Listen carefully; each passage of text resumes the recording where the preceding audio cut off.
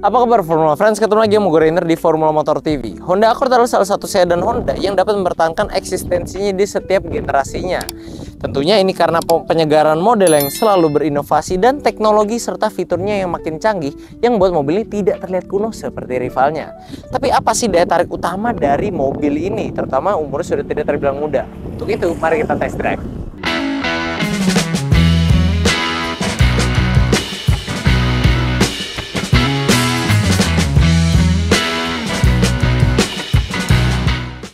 Honda Accord itu dari dulu terkenal sebagai rival Camry yang memiliki tampilan lebih sporty dan lebih cocok untuk anak muda dibandingkan Camry.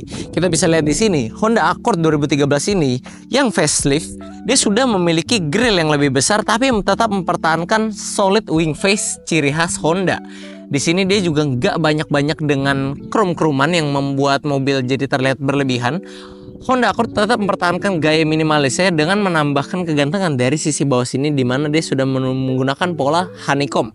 Nah, serta kesan modern dan agresif kita dapatkan di headlampnya yang sudah menggunakan daytime running light serta dua proyektor di sini serta lampu dimnya di sini yang masih menggunakan box lamp. Nah, tampilan Accord itu memang minimalis tapi tetap sporty, dan dengan bodi yang lebar seperti ini, dia sudah menggunakan velg dengan diamond cut berukuran ring 18 untuk menjaga kestabilannya ketika berkendara. Yang bisa jadi itu adalah salah satu faktor kenapa Honda Accord ini banyak bilang lebih seru untuk dikendarai dibandingkan Camry. Sementara itu pada bagian belakang kita masih menemukan ciri khas yang sama, yaitu simple, elegan, mewah, tapi tidak berlebihan. Nah, di sini Accord sudah menggunakan stop lamp yang lebih besar ukurannya dan lagi-lagi tidak berlebihan dengan permainan chrome-nya di sini. Hanya di atas ini dan di bawah sini. Kalau pembukaan ini dari depan ya, nggak bisa dibuka dari belakang sini. Dan memang nggak ada yang banyak kita bisa bahas dari belakang sini selain tampilannya yang tetap mewah tapi juga sporty, ciri khas Accord. Sayangnya knalpotnya cuma satu di situ, alangkah lebih sporty kelihatannya jika ada dua di sebelah sini. Tapi memang mesinnya belum turbo seperti Accord sekarang yang menjadi dua knalpot. Jadi ya, tapi secara keseluruhan menurut kami ini desain yang sangat masih enak dilihat hingga sekarang. Nah, sekarang kita lihat bagian interiornya. Ini adalah Accord 2013, usianya udah lebih dari 10 tahun. Tapi kalau kalian masuk ke dalam mobil ini, kalian nggak akan nyangka mobil ini usianya udah setua itu.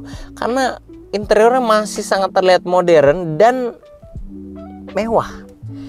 Ini setirnya sudah menggunakan bahan kulit, sudah menggunakan panel wood. Ini door trimnya soft touch, kulit soft touch ini, dan ini juga soft touch yang warna hitam. Dan lagi-lagi perpaduan panel wood serta chrome di door handle-nya. Jok sudah kulit, armrest ini kulit.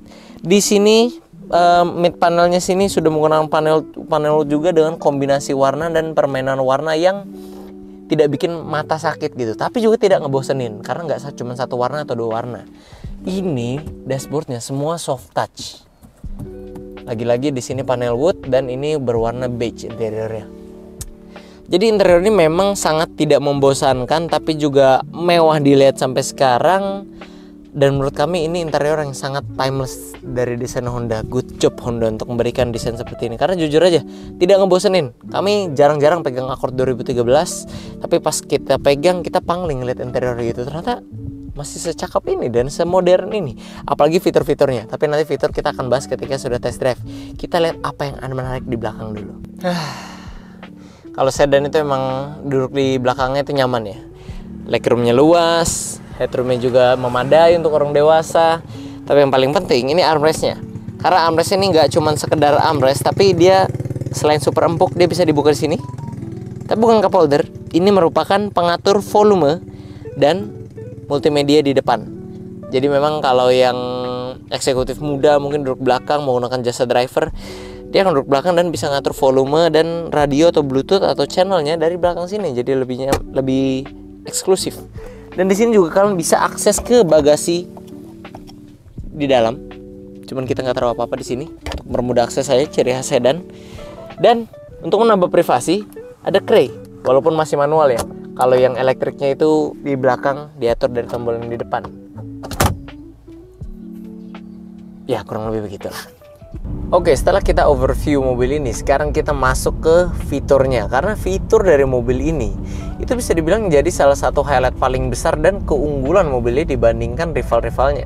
Pertama, dari luar dia sudah punya LED daytime running light yang membuat tampilannya modern bahkan hingga sekarang 2024. Nah, untuk buka pintunya juga dia sudah ada smart entry, jadi kunci cukup di kantong aja, tangan kalau masukin ini bisa kebuka. Nyalain mobilnya tentunya udah start stop engine, dan di setir ini lengkap ya. Udah ada audio steering switch sebelah kiri, ada cruise control sebelah kanan, ada pedal shift juga di belakangnya, dan ada telepon button di sini untuk mengangkat dan matikan telepon karena bisa koneksi ke Bluetooth. Nah, setir juga cakep ya, balut kulit dan ada panel wood. Di samping sini ada tombol power window auto juga, dan ada electric rear mirror. Kalau di samping sini ada tombol Econ mode atau mode berkendara yang lebih hemat bahan bakar. Nah, di tengah sini juga nggak kalah menarik karena dia layarnya seperti CR-V. Dia punya dua, satu layar multimedia di sini dan yang atas itu untuk navigasi dan sistem mobilnya sendiri. Nah, di sini AC-nya sudah dual zone, digital juga tentunya, dan ada tombol cray button di belakangnya yang elektrik untuk menambah privasi. Serta di jendela kanan kiri juga ada ya, cuman masih manual. Nah, tapi yang menarik di Accord ini adalah dia punya head unit controller. Ini head unit touchscreen sebenarnya, tapi dia punya head unit controller lagi untuk mengatur di atas itu. Dan ini konsepnya seperti MZD Connect kalau di Mazda dan iDrive kalau di BMW. Kami bingung kenapa Honda nggak melanjuti fitur ini di mobil-mobil lainnya, karena fitur-fitur seperti ini percayalah sangat mempermudah kalian ketika kalian sedang berkendara dan mau ngatur head unit. Ini game changer banget sih, dan memang sangat membantu. Kalau kalian biasa dengan fitur ini dan pakai mobil yang nggak ada fitur ini, itu berasa kehilangan. Nah, seperti biasa jok juga sudah kulit tentunya, dan elektriknya depan kiri kanan ya, dua-dua dengan pengaturan dari sisi samping sini juga. Karena biasanya yang bawa Accord ini mungkin duduk belakang, yang depan supir, tapi zaman sekarang juga bawa Accord ini juga menarik juga karena asik juga ini mobil disetir, nggak cuma untuk dinikmatin sebagai penumpang aja. Nah, mobilnya juga sudah dilengkapi dengan pengatur volume di armrest belakang. Jadi kalau kalian duduk belakang tuh bisa ngatur volume dari belakang di armrest. Ada tweeter kanan kiri di depan untuk kualitas audio yang di atas standar. Jadi kalian tahu kan mobil Jepang tahun segini tuh kayak Honda, Toyota itu sebenarnya audionya biasa-biasa aja. Nah, karena ini Accord, ini sedan premium yang dimiliki Honda waktu itu, jadi dia lebih lah untuk audio bawaan mobil ini. Jadi memang standarnya aja ya udah cukup oke lah, di atas rata-rata. Walaupun memang bagus banget ya enggak, tapi udah lebih bagus daripada mobil-mobil standar pabrikan yang lain. Terus dia konektivitasnya ada banyak ya, ada power outlet, ada USB socket, dan ada aux juga yang bisa terhubung kalian HP ke head unit, bisa iPod, bisa Bluetooth, radio, dan lain-lain. Gak berhenti sampai di situ, mobil ini juga punya MID digital yang menampilkan informasi yang cukup lengkap, dan juga auto headlamp serta auto wiper. Jadi ini mobil memang udah canggihnya tuh top banget ya pada zamannya dari segi fitur hiburan. Kalau fitur keselamatan, mobil ini sudah memiliki 4 buah airbag, fitur hill start assist, vehicle stability control yang tombolnya ada di sebelah sini. Pengereman sudah lengkap juga tentunya, ada ABS, EBD, dan brake assist-nya juga sudah ada. Parking sensor ada, dan nggak cuma kamera, tapi dia punya yang namanya Honda Lane Watch. Jadi kalau kalian pencet nih di sini nih, di tuas lampu ujungnya, layar atas itu akan menunjukkan sisi samping kiri mobil kalian, karena di spion kiri ada kameranya, karena itu biasa blind spot pengendara yang dari sini ya. Nah, jadi ini Honda Lane Watch yang teknologi masih dipakai sampai sekarang di mobil-mobil Honda terbaru juga. Dia juga sudah punya ISOFIX tentunya buat kalian bawa baby seat dalam mobil, dan dia juga sudah mendukung spion tengah yang elektrokromatik. Jadi kalau kalian didim sama orang ini bisa auto menggelapkan, jadi tidak silau ke mata kita. Nah, sekarang kita mau menguji suspensi Honda Accord ini. Saingannya itu kan Camry, dan Camry kita tahu Camry udah nyaman banget lah, empuk. Nah, kalau Accord gimana? Ini kita hajar speed bump yang kasar di kecepatan 40-an. Wih, enak banget ya. Enak juga loh. Kita hajar lebih kencang lagi, ini harusnya makin gak berasa. Tuh, makin hilang. Gila, mantap banget. Coba kita pelanin deh, kita rasain travel suspensinya 20-an ya. Oke, ini enak banget loh. Ini mungkin karena kebantu juga. Ini walaupun usianya nggak terbilang muda Accord yang kami coba ini, tapi kilometer baru 40 ribuan. Ini enak banget. Setahu gue sih harusnya lebih empuk Camry, Tapi mungkin karena Camry yang pernah kita coba kilometer di atas ini, jadi umur suspensinya beda juga ya. Tapi setahu gue sih dari dasarnya itu lebih empuk Camry, lebih ngayun Camry. Tapi ini dia meredamnya juga lebih enak. Dan mungkin ini yang akan membuat, dan kenapa banyak orang-orang bilang Accord itu lebih fun to drive untuk pengendara dibandingkan Camry. Jadi nggak cuma nyaman di belakang, tapi juga kalau kita di balik pengemudi ini, nyetir Accord tuh lebih asik. Nah, asiknya gimana? Dengan suspensi yang seperti ini, kita coba handlingnya. Oke, sekarang kita coba handling mobil ini. Jalan sudah kosong, kita gas aja. Set. Mobil Honda tuh, wah, gesit banget, direct banget setirnya, responsif banget. Kita goyang dikit aja dia langsung belok tuh ban itu. Set.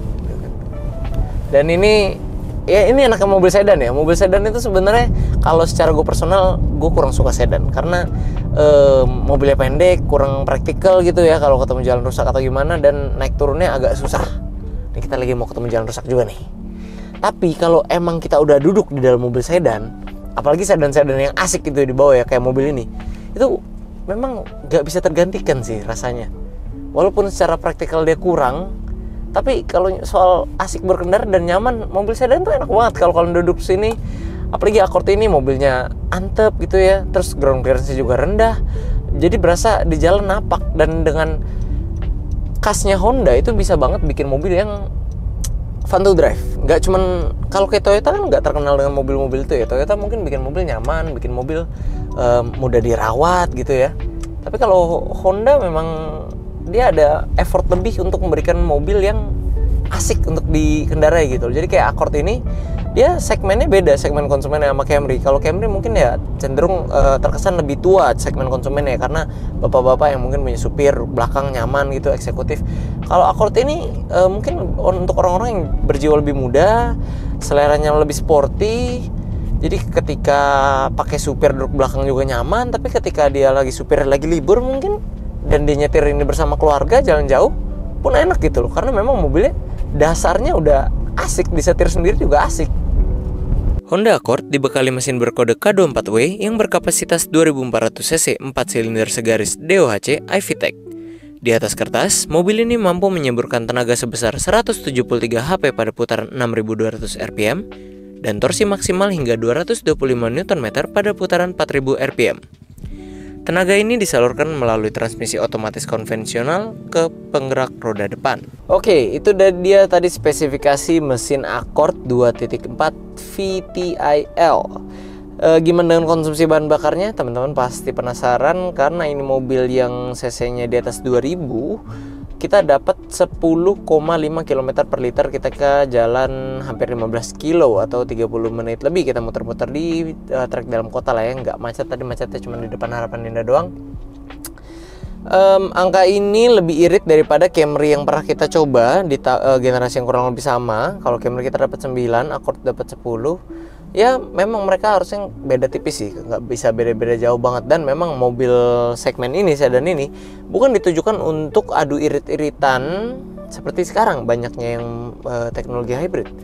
Kalau dulu ini segitu ya wajar-wajar aja, karena memang mengingat yang membeli Accord ini harusnya sudah siap untuk memberi minum Accord ini ketika dia keausan gitu. Tapi setidaknya ya masih bisa dibilang lebih unggul dari Camry, walaupun tenaganya nggak bisa dibilang unggul, tapi setidaknya kita mendapatkan rasa berkendara yang asik.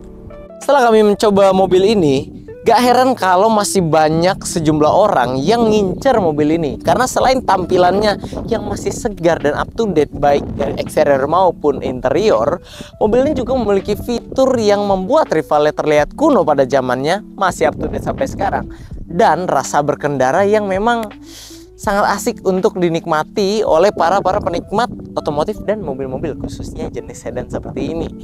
Nah, buat kalian yang tertarik untuk mengenal mobil ini lebih lanjut, kalian bisa hubungi Instagram kami di @formula_motor, atau juga bisa langsung datang ke showroom kami yang beralamat di Jalan Raya Sultan Agung, kilometer 28 nomor 8 Bekasi Barat. Buat kalian yang mau cek mobil second berkualitas lainnya, kalian bisa kunjungi website kami di www.mobstreetclass.com, dan juga jangan lupa Follow TikTok kami di @formula_motor dan TikTok katalog kami di @stockformulamotor. Nah, kayaknya segitu dulu friends untuk video hari ini. Kami tentunya masih punya banyak konten menarik dan edukatif lainnya yang akan kami sajikan di channel YouTube kami, yaitu Formula Motor TV. Jadi jangan lupa like video ini bila kalian menyukainya, dukung kami dengan cara subscribe channel kami, dan jangan lupa bunyikan lonceng notifikasi agar kalian tidak ketinggalan update dari kami. Dan akhirnya gue Rainer pamit undur diri. Sampai ketemu di video selanjutnya.